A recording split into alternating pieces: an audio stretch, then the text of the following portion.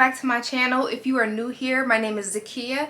If you're a returning subscriber, hey girl. So today, as you can see, I'm gonna go over how I grew my glutes. I'm gonna go over the 5 top exercises that I feel were very effective, and also some other tips to help you achieve those goals as well. These are what I did, but they're also scientifically proven to help grow your glutes. So let's go ahead and get started.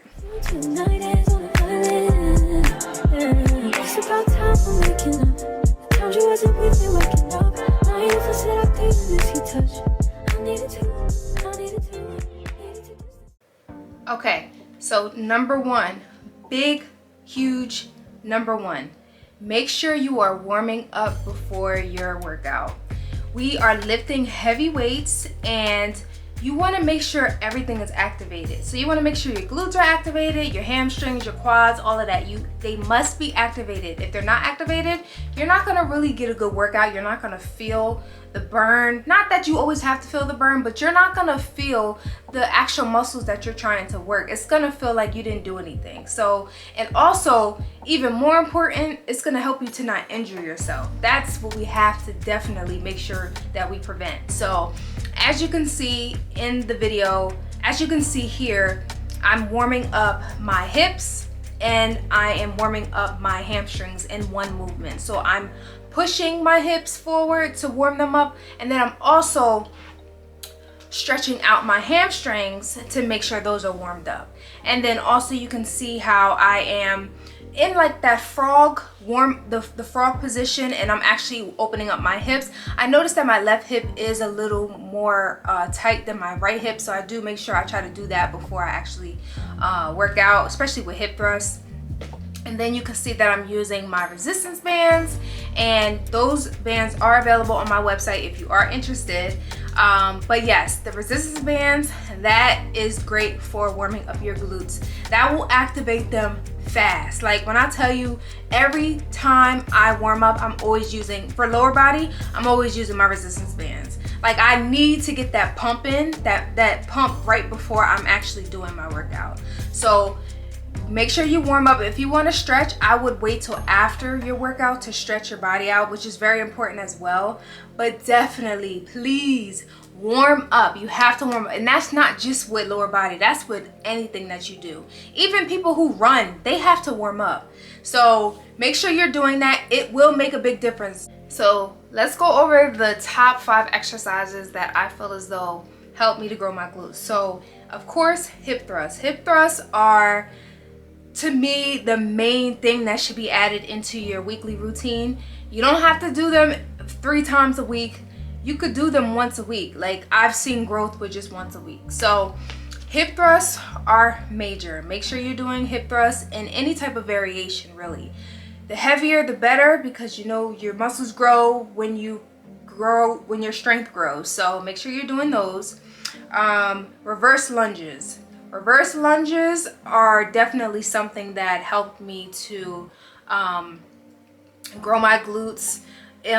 They say that when you are doing lower body, it should be something in a squat variation, a lunge variation, a hinge variation, a push, and a pull.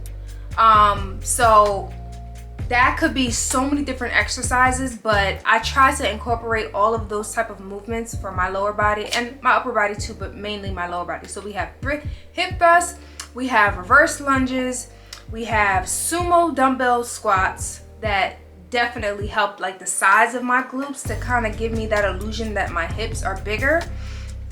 Then we have cable kickbacks, which help that cuff part of my glutes, and the kettlebell RDLs. Any variation of a Romanian deadlift, but I prefer kettlebells, and that is for your hamstrings, and that's a hinging motion. And I'll make another video about all of that stuff if you guys want that. So yeah, those are the top 5 exercises. Now let's go over some more tips about how to grow your glutes. First thing that I did not even realize that was giving me a hard time with growing my glutes is the fact that I wasn't even eating in a calorie surplus. When you're trying to lose weight or stay lean, you're in a calorie deficit. But in order for muscles to grow, you must be eating over that deficit calorie mark. So meaning you need to be eating in a surplus. And really that means eating above your maintenance calories. I did reverse diet for a little bit, for about 8 months I think it was. And the more I ate, the more calories I was taking in, the more I was seeing my glutes grow. Okay, so third tip. A lot of people, including myself, felt as though they needed to do like 6, maybe even 7 different type of exercises in order to see any type of growth. You really don't even have to do that. As long as you're eating in a surplus, as long as you're lifting heavy weights, you really only need 4 to 5 exercises in a day. So honestly, 4 to 5 exercises and 8 to 10 reps is best to see any type of growth. In my opinion, that's what worked for me. So if you are doing the hip thrust that I showed, if you're doing hip thrusts and you're lifting, let's say 200, you really only need to be doing maybe 6 to 8 reps, honestly, because it's so heavy. It's like the heavier you go, the less reps you really need to be doing, because you're getting stronger. You know what I mean?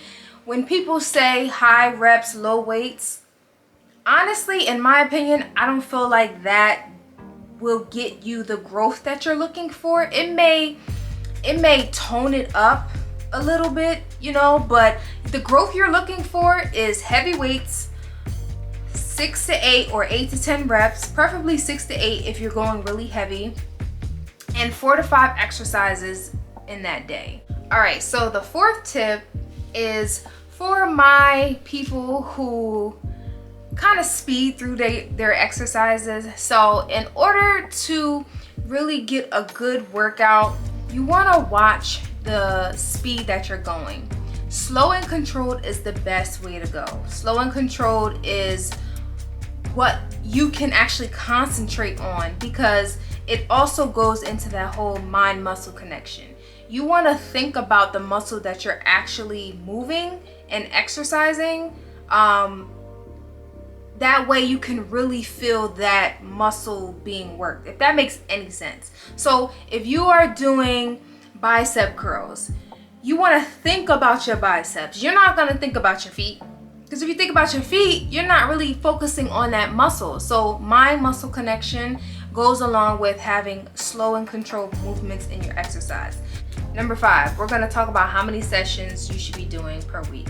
In my opinion, 3 sessions is perfect. I used to do about 4, but I realized that it was really unnecessary and I was overworking my body. When we're lifting heavy weights, we are tearing our muscle fibers. There's small tears that, according to research, you can't even really see with the naked eye, but it does happen. So that's why recovery is very important. So 3 sessions per week, and that's with upper body as well. You want to give your body time to rest so that you can perform better the next time you're doing a session. All right, tip number 7. We're not only working our glutes, we have to also work our quads and our hamstrings.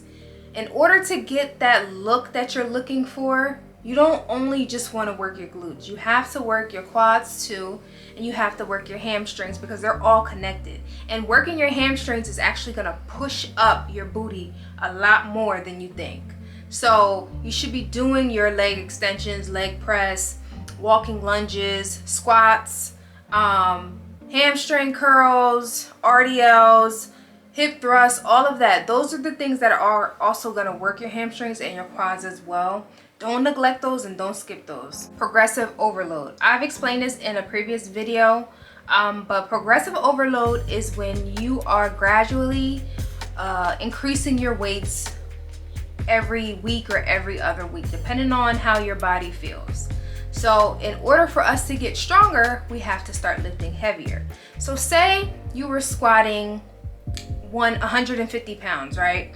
And you notice that by the time you get to your 10th rep, you can probably go for another 5 reps after that. That's when it's time to up your weights, honestly. For me personally, if I get between 8 to 10 reps and it's with ease and I'm not struggling, I'm gonna up my weights.